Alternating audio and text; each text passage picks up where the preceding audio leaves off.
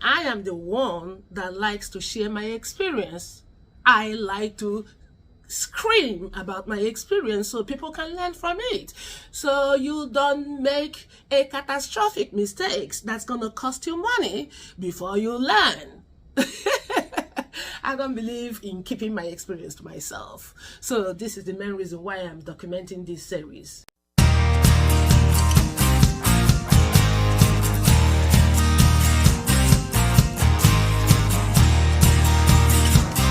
Hello my dear friends, how are you all doing today? I hope you are doing well and staying strong.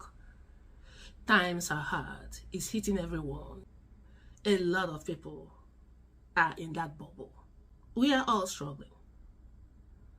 So hang on, it's gonna be okay, all right? So thank you so very much for subscribing to my channel. I haven't abandoned my Abuja series because sometimes I'm all over the place. Yeah, that reminds me, friends, please pardon me. I'm not really the kind of person that can stick in one topic and talk about it over and over and over again. It is not me. This is not my personality. Okay, and then I like variety. I like to talk about different arrays of topic, and especially if it is informative. You know, what I am looking for is what can people learn from my videos. It's not about sticking to one particular topic. I know this might be affecting my YouTube viewership, because I don't know why YouTube algorithm is not picking up my videos, because there is this contrast between my short videos and my long chain videos. I don't know what's going on. I've been trying to do everything that I can do, but another reason why I'm YouTube is to share as much knowledge that I know and as much of my experience to be able to impact people. You learn from people's experience. You don't want to make that mistakes first and before you learn. So no, I am the person that if I have any experience, I'm going to put a megaphone in my mouth and be screaming on top of my lungs to make sure that no one else experience that. So this is part of the inspiration for this Abuja series, because I am documenting my experience buying lands in Abuja. It's not all the way bad experience. It's a sweet bitter experience, but whichever one, I'm going to share it, especially with those in diaspora, Nigerians in diaspora, and non-Nigerians in diaspora that is considering moving to Abuja. I don't blame anyone. Abuja is spectacularly beautiful, because I'm tired about Lagos being presented as whole entire Nigeria. The hype about Lagos is like overshadows the whole entire country, and I don't think it's fair. There is bunch of beautiful states and cities across Nigeria that don't get attention. It's all about Lagos. I don't know how we got here, that Lagos has completely eclipsed Nigeria, and it is not right. And especially the Abuja is not getting the attention that it deserves, and people need to know about this beautiful city, especially if you want to have your sanity. If you want to lose your sanity, then try Lagos, because it's crazy out there. I can't survive in Lagos for 1 week. Okay, the only thing that I like in Lagos are the beaches. And no, I'm not gonna stick within the craziness just for the beaches. No, when I want to come to Lagos, I fly into Lagos and maybe spend like a week or two and I'm out. I can't survive in Lagos. Folks, you have to also match your personality with the place that you are moving in.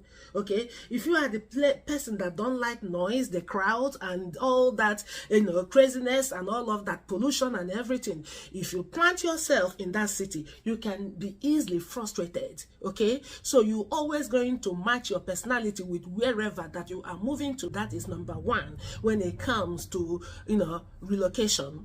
So back to my Abuja series. Today, I'm going to be discussing, 4 or 5 tips that you need to know. These are the things that, hike up the prices of lands in Abuja. So let's get into it. First is hype. Nigerians feed on hype and trends. Okay, and our real estate industry understands our psychology. So if they have a land in a neighborhood or in a place that is not getting a lot of attention, that a lot of people are not coming to buy, guess what they're going to do? They're going to rename or rebaptize the place. They're going to choose a neighborhood, an affluent, extremely developed neighborhood around that place, and they're going to rename this undesirable place by the name of the affluent neighborhood. In my last video, I spoke about Pape. Pape is a beautiful neighborhood, but is still developing. It's nowhere close to full development, but it's in close proximity to Maitama. We're talking about miles here. We should be like about, not about 5 miles or 6 miles, or, you know, at most 7, very close. But there are 2 different neighborhoods, okay, and have no level of equal or close to development. So now they rebaptize Pape to be Maitama 2 or Maitama extension, because they want to sell this place with the name Maitama. And quite frankly, when people hear Maitama, they are going to be willing to pay anything for the name Maitama. This is what they are selling, and they'll be glad to pay it because they'll be thinking that they are getting this place cheap, you know, because to them is a Maitama extension. Maybe in the next 20 years or in the next 10 years from now, it can actually be Maitama extension, but that is not what it is now. You are entitled to be told the truth. You need a real information so you can make an informed decision. Number 2 is within the city. Okay, so now what they considered within the city are those places that is around the first phase of development in Abuja. And the first phase of development, like I mentioned in my previous videos, are, you know, the Central Business District, the Gariki of the world, Wuse, Maitama, and Asokoro. These places are stunningly beautiful, completely awesome and breathtaking. So anywhere close to these places are incredibly very expensive.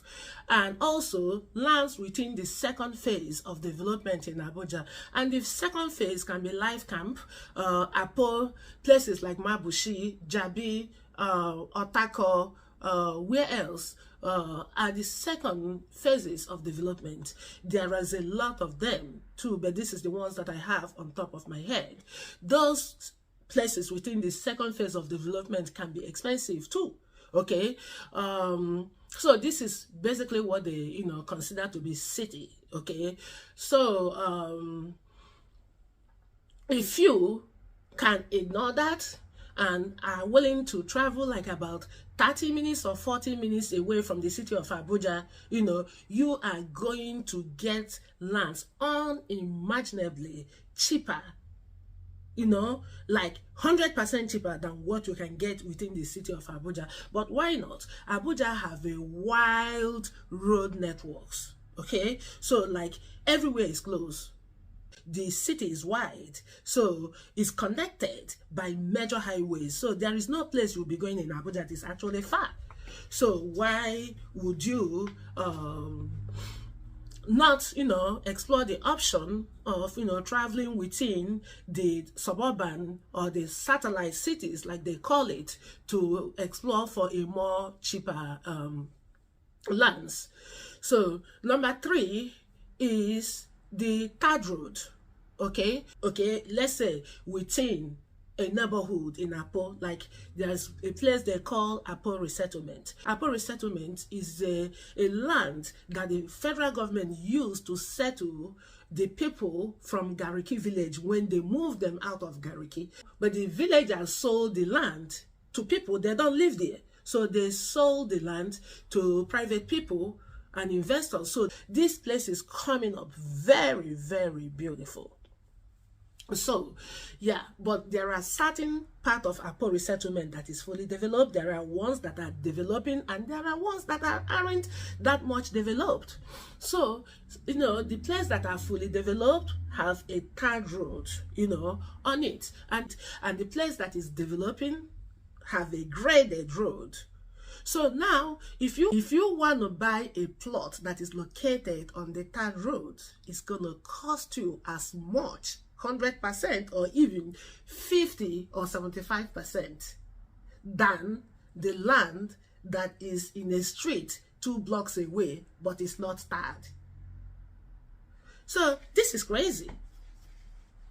I mean, I can understand the convenience of that road, but Abuja has a rapid development, and sooner or later everywhere is going to be tarred. Okay, so we're talking about this price difference based on the streets that are 2 blocks away. One is tarred and the other one isn't tarred. And if it is not tarred now, it's going to, be tarred soon. Like before you know it, like in the next year or two, it's going to be tarred. So I don't think it's worth anyone spending, a dime over what they're supposed to be paying.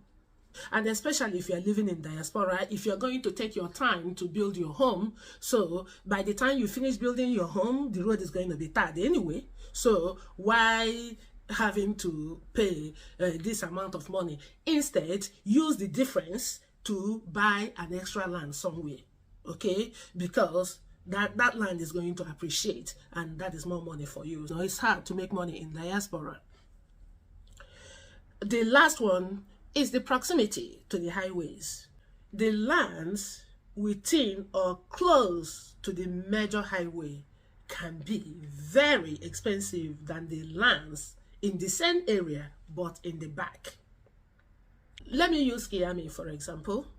Kiami is a neighborhood that is located along Airport Road on the Lube axis. So after Kiami you get Kuje before you get to the airport. Okay, and after airport, you get the Centenary City project. So I don't have Centenary City on my channel, but if you can type Centenary City, Abuja, okay, on YouTube, you're going to see the project. It's a mini, like a community on, a place they want to build like Dubai. That's an ambitious project. I don't know when or whether this can be completed, but this is what it is now. And they're using the Centenary project as a factor to sell land in Kiami because it's on the same airport road, okay? Yes. Kiami have the tendency to appreciate because of its location along the airport road. So they put all these factors in marketing the land. That's understandable. What I cannot understand is the price difference between the land that is located right on the highway and the one in the back. When the place is developed, there's going to be access road anyway. There's going to be roads within the town and the neighborhood. So why do I care about buying a land in the highway? I don't know who wants to live in the highway, except if you want to use it for investment. So, but for me personally, I don't think I'm going to be spending more money buying a land right on the highway. For example, 8 million, the one in the back is going to be costing you 6 million. So that's a lot of money. So these are little things, how they try to get your money in Abuja. So pay attention to it. Okay, because you work hard for your money. You shouldn't be spending more than you're supposed to be spending for anything. And people are out there to hit your pocket, to grab your money, but you gotta watch your pocket. This is what I want to share in this episode. Next episode, I'm going to be talking about the documentation process. Thank you so much, my people. I appreciate you all. Please help me, grow this channel. Watch my videos, like them, share them. They are all informative and inspiring, and although some of them can be amateur video, okay, but just the information is what is important. So thank you so very much for coming back today. I really love you all. If you haven't subscribed already, please do me a favor and hit that subscribe button, and thank you so much for subscribing. Appreciate you. See you in the next episode. Peace, my people.